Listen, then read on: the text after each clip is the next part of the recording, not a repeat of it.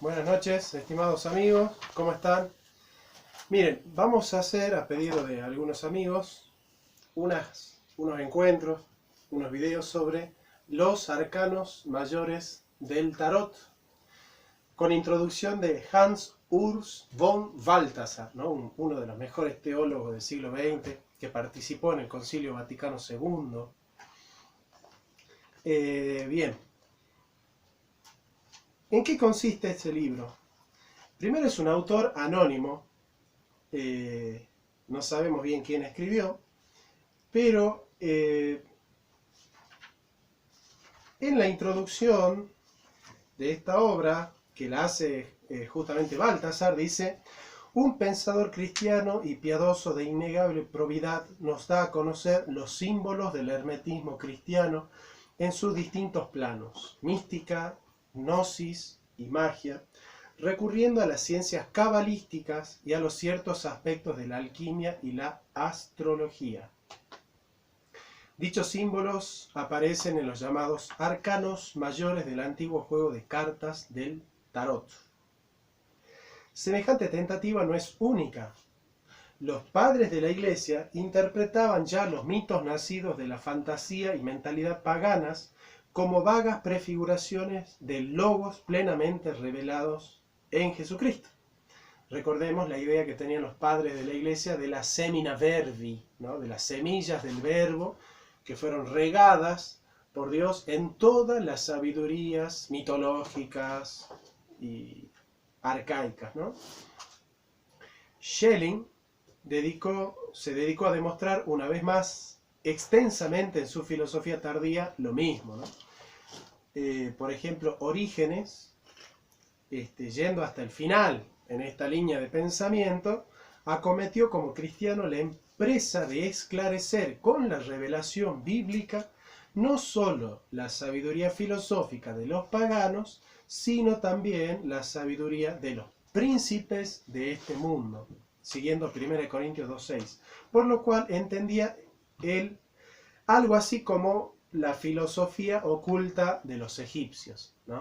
O sea, cómo podemos integrar la sabiduría de los egipcios, la mística, el hermetismo, la alquimia, el esoterismo, con la mística cristiana, ¿no? Con la gnosis cristiana. Albert Outler, un autor metodista, le llamará a esto el saqueo de los egipcios, ¿no? Como desde la Iglesia se va saqueando la sabiduría de los pueblos paganos para resignificarla, para reconfigurarla, dándole el verdadero sentido que tiene a la luz de la revelación cristiana. Y asimismo, las múltiples doctrinas de los griegos acerca de lo divino fueron asumidas, ¿no? Muchas veces se dice que los padres de la Iglesia descartaron los mitos como algo a lo cual dialogar, con lo cual dialogar, para hacer inteligible la revelación cristiana, y solo eligieron una parte de los padres de la Iglesia, que eran los dialécticos, San Agustín, por ejemplo, el mismo Orígenes, Clemente de Alejandría, etc. Eligieron la filosofía griega y descartaron los mitos.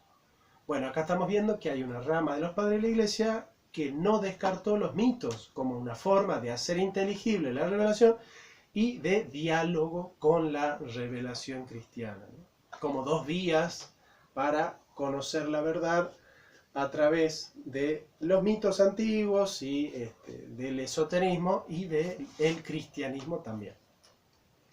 Ideas similares aparecen expuestas en la Preparatio Evangelica de Eusebio de Cesarea. Nos percatamos hoy de que muchos santos padres le habían ya reservado al misterioso Hermes Trismegisto, recordemos que Trismegisto significa 3 veces santo, ¿no?, un puesto de honor entre los profetas y sabios paganos, y que tanto en la Alta como en la Baja Edad Media circularon libros de hermetismo.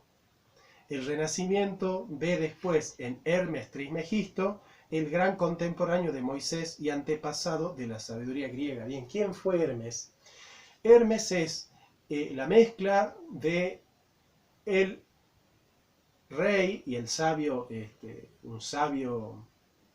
un mago egipcio llamado Ptah, con Hermes, el mensajero de Zeus griego.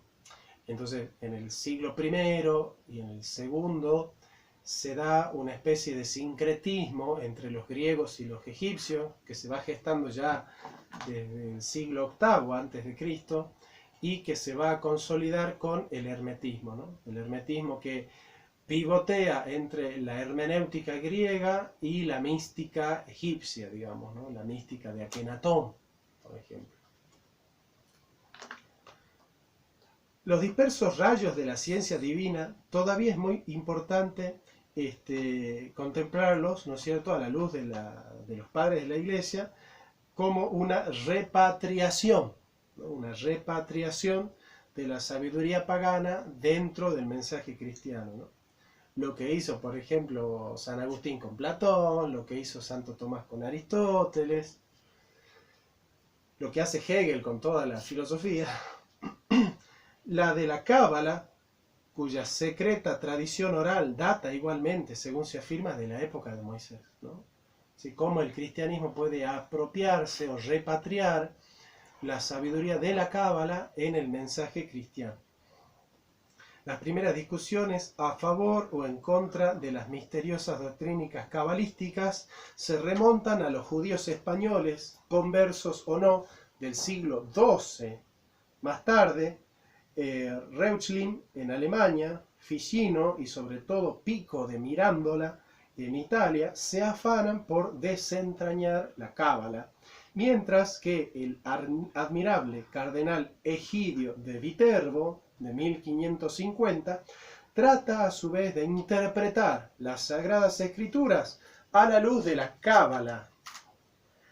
Non peregrina set domestica método, ¿no? Usando un método no extraño, sino acorde a ellas.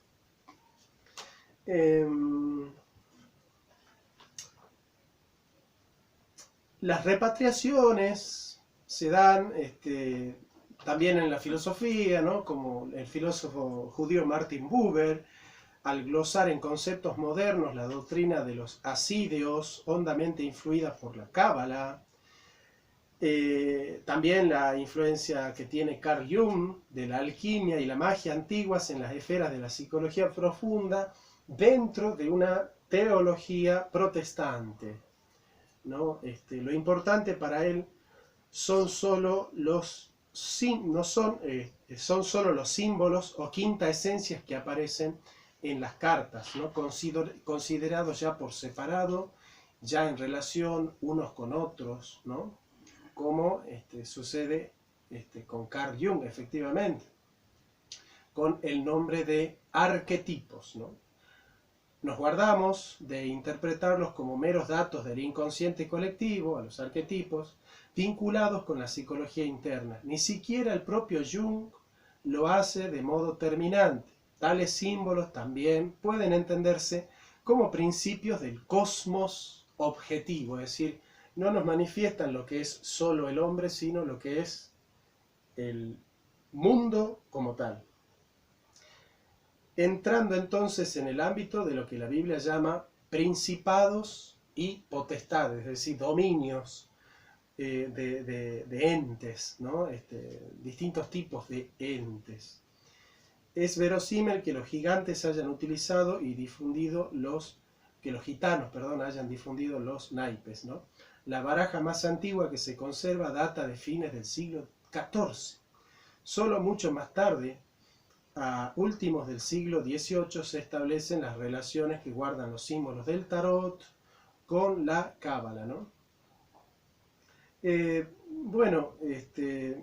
Huelga proseguir hablando de los numerosos autores ocultistas, teosóficos y antroposóficos que este autor anónimo analiza rechazándolos por insuficientes o al contrario aprovechándose de su pensamiento que se le antoja valioso para incorporarlo en su meditación, ya se trate de interpretar las sefirot cabalísticas, ya las ideas de Bohm, de Steiner, de Jung, de Paladin, o de grandes filósofos como Tomás de Aquino, San Buenaventura, Leibniz, Kant, Kierkegaard, Nietzsche, Bergson. Teilhard de Chardin, Shakespeare, Goethe, Cervantes, Baudelaire, Alberto Magno, San Antonio, San Anselmo, San Juan de la Cruz, el Nuevo Testamento. Es decir, hay una infinidad de valiosos autores que van a aparecer dialogando con este autor anónimo, ¿no? Carl Lewis también, el autor de las Crónicas de Narnia, ¿no? Bien, ahora este autor anónimo también va a hacer un pequeño prólogo y dice: las numerosas citas de autores antiguos y modernos que en ella aparecen no son ni meras digresiones literarias ni vanas muestras de erudición, sino evocaciones de los maestros tradicionales para que éstos, con sus impulsos y luces, se nos hagan presentes. En definitiva, estas cartas constituyen 22 ejercicios espirituales, recordemos a Ignacio de Loyola, ¿no?, para cuyo medio tú, querido amigo desconocido, te sumarías en el raudal de la tradición viva y entrarás así a formar parte de la comunidad de quienes la sirvieron y la sirven a la mística. El arcano de la mística, en la carta 1, el principal, es el mago. Y comienza con una cita del Nuevo Testamento, Juan 3:8, y dice: Ruach, el viento sopla donde quiere y oye su voz, mas no sabes de dónde viene ni a dónde va. Así es todo el que ha nacido del Espíritu. Y San Juan de la Cruz dice: en la noche dichosa, en secreto, que nadie me veía, ni yo miraba cosa sin otra luz y guía, sino la que en el corazón ardía. Querido amigo desconocido, dice, las palabras del Maestro, está hablando del Señor Jesús, arriba citadas, me han servido de clave para comprender el primero de los arcanos mayores del tarot, el mago, que a su vez es la clave de todos los demás. Y va a aparecer, el mago es este, ¿no?, que es la clave de todos los demás, dice, ¿no? A continuación he citado una estrofa de las Canciones del Alma de San Juan de la Cruz, porque esos versos tienen la virtud de reavivar las capas profundas del alma a las que hay que recurrir para desentrañar el primer arcano y consecuentemente todos los arcanos mayores, ¿no? Recordemos lo que hace Jung con su análisis, ¿no? Estos, en efecto, la imaginación activa le llama Jung, ¿no? Estos, en efecto, son auténticos símbolos, es decir, operaciones mágicas, mentales, psíquicas y morales que evocan nuevos conceptos, ideas, aspiraciones y sentimientos, los cuales significa que exigen una actividad más profunda que la del estudio y explicaciones intelectuales. Debemos pues acercarnos a ellos en un estado hondo y siempre de renovado recogimiento. Cuando uno medita sobre los arcanos mayores del tarot, las capas profundas e íntimas del alma se vuelven activas y fructíficas. De ahí que cada vez que se tiene lugar con esta meditación sea preciso hallarse en esa noche de la que habla San Juan de la Cruz, ¿no? Este es un trabajo para ser ejecutado en soledad y por los solitarios. Los arcanos mayores del tarot no constituyen ni alegorías ni secretos. Las alegorías solo son representaciones figuradas de conceptos abstractos. Los secretos pueden ser cualesquiera hechos, métodos o doctrinas que uno guarda para sí por razones personales. Es decir, acá no hay cosas ocultas por capricho, ¿no? Los arcanos mayores del tarot son auténticos símbolos, son señales de realidades profundas. Al que los medita le ocultan y descubren su sentido según la profundidad con que haya sido capaz de recogerse el sujeto, ¿no? Recordemos acá que si los arcanos muestran o ocultan según la profundidad del practicante. Recordemos el fragmento 93 de Heráclito que dice: el Señor que habita en Delfos no muestra ni oculta, sino que indica, ¿no? Y eso es propiamente semaino, el símbolo, ¿no? Un arcano es lo que hay que saber para ser fecundo en un sector determinado de la vida espiritual. debe estar activamente presente en nuestra conciencia, o incluso en el subconsciente, ¿no? Para darnos la capacidad de hacer descubrimientos, engendrar nuevas ideas, potenciar el espíritu, concebir nuevos temas artísticos, etc., ¿no? Un arcano es un fermento o enzima, tipo alquímica, cuya presencia estimula la vida espiritual y anímica del hombre. Los símbolos son portadores de esos fermentos o enzimas y los comunican si el destinatario está espiritual y moralmente bien dispuesto para recibirlos, es decir, si se siente pobre de espíritu y no sufre de la más grave de las enfermedades espirituales, la presunción.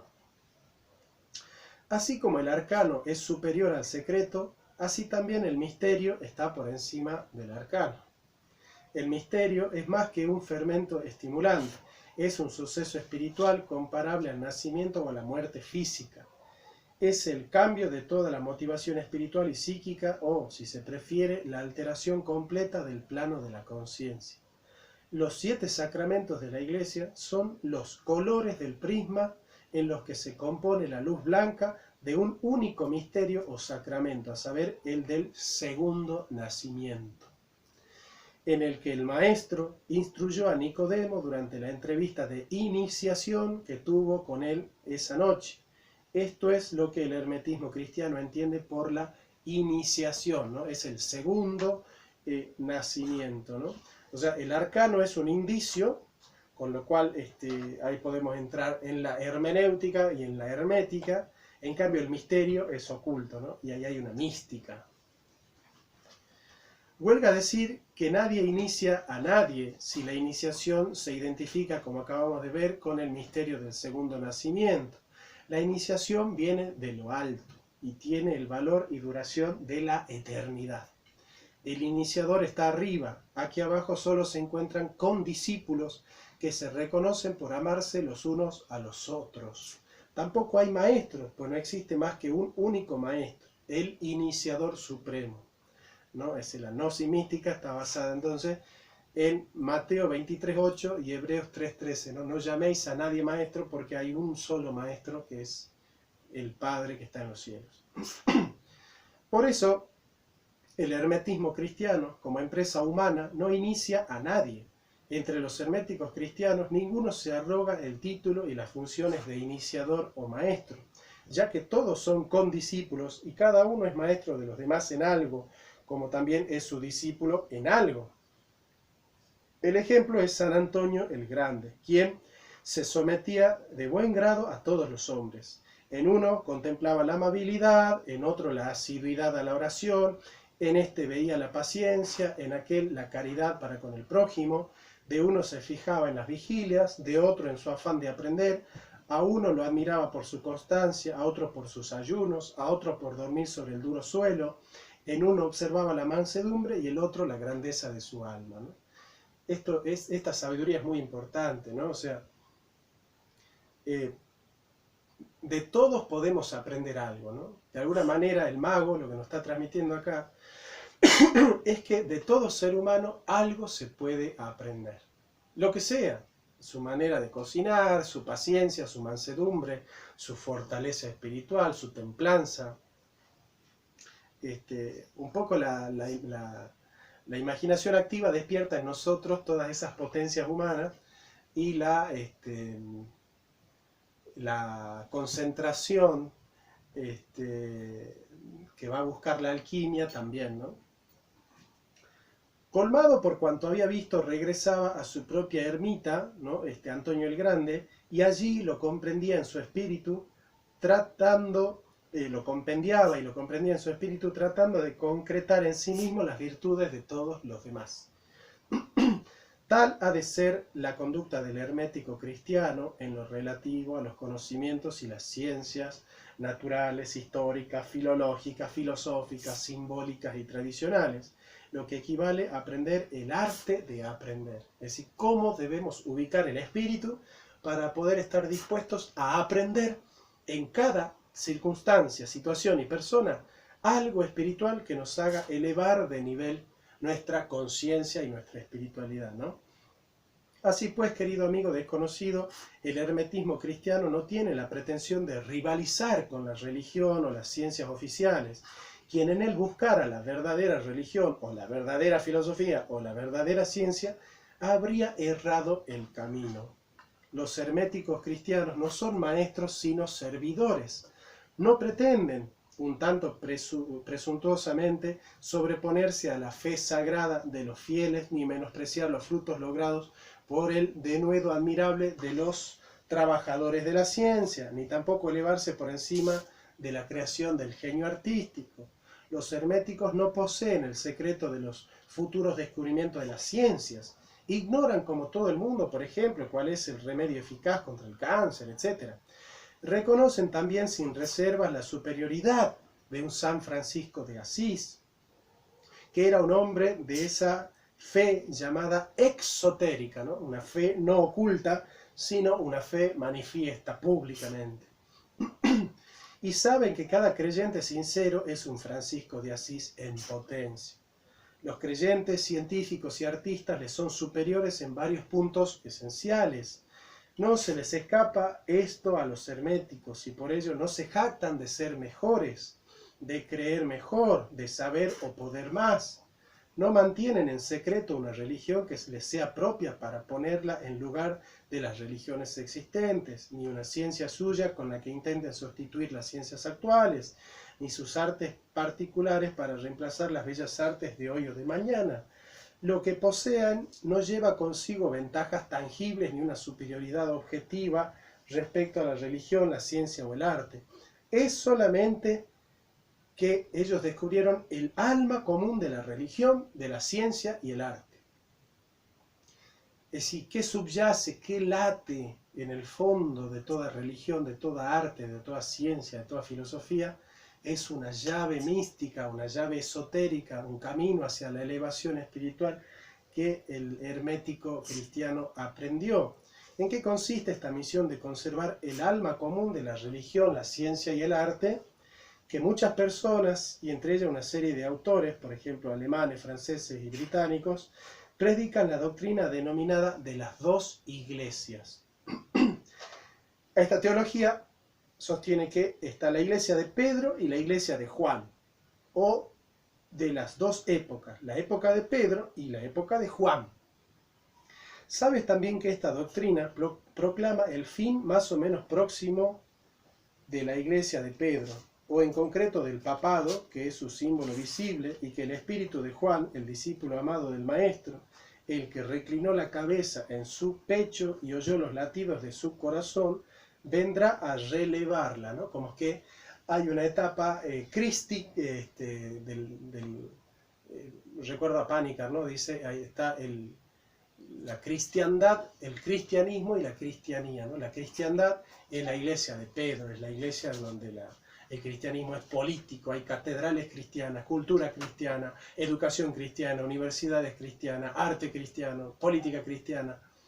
Y la iglesia de Juan es la iglesia del Espíritu, es una iglesia que no necesita jerarquía ni poder político porque se vive desde el Espíritu, ¿no? Esa es la cristianía, cuando la espiritualidad cristiana se ha liberado del yugo de la política cristiana, ¿no? de esa gran Babilonia que busca con el poder político transmitir el mensaje cristiano, digamos, ¿no? Así, la iglesia exotérica de Pedro cederá el puesto a la iglesia esotérica de Juan, donde reina la libertad perfecta, ¿no?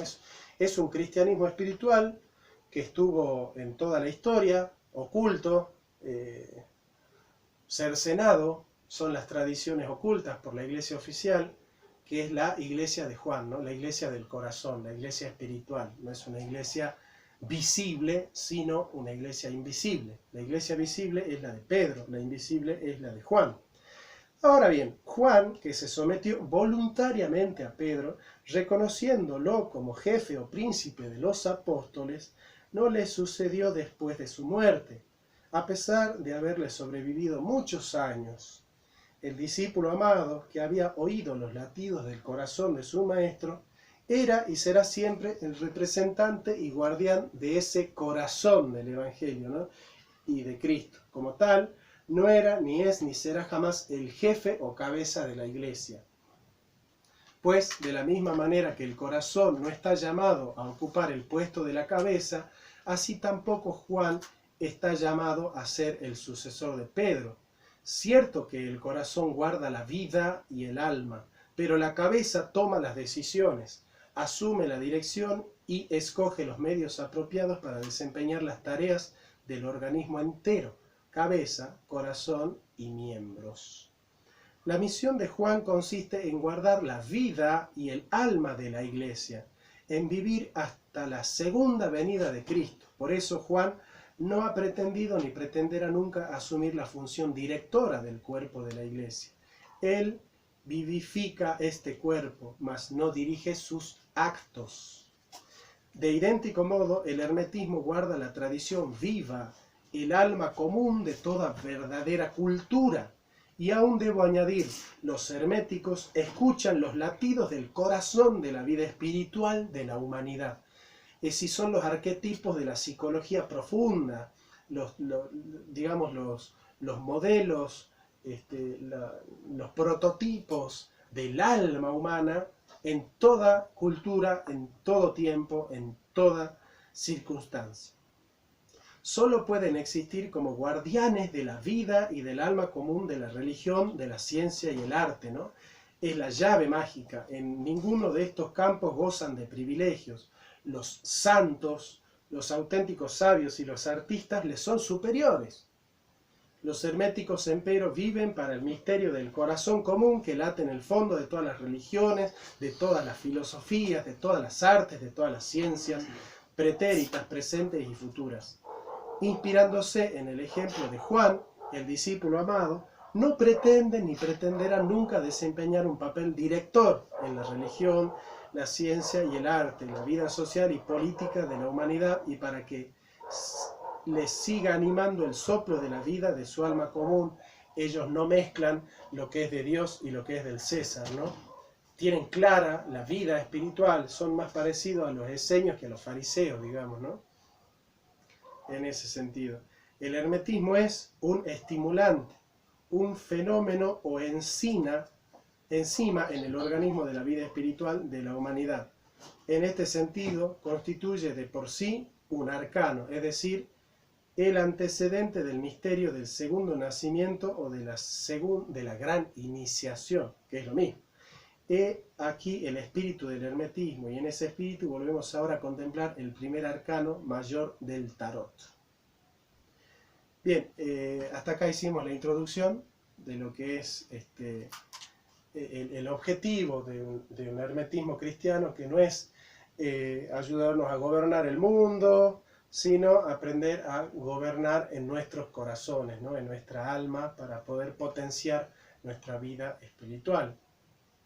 Había un fariseo en la época de Jesús que cuando le decían, bueno, el Mesías tiene que ser el Mesías político, que venga a vencer al Imperio Romano, el fariseo decía, no importa quién gobierna Jerusalén, importa quién gobierna en nuestros corazones. Así que bueno, queridos amigos, gracias por acompañarme en esta empresa, que es estudiar los arcanos mayor, y bueno, nos vemos la próxima. Gracias.